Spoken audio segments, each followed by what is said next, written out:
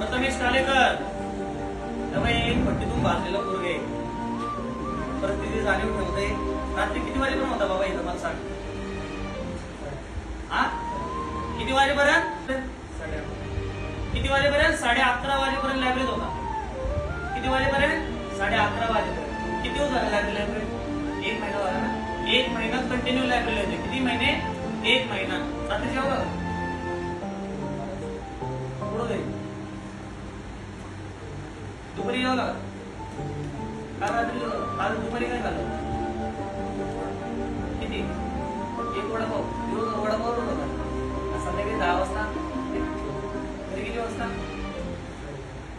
1 वडापाव का खाल्ला?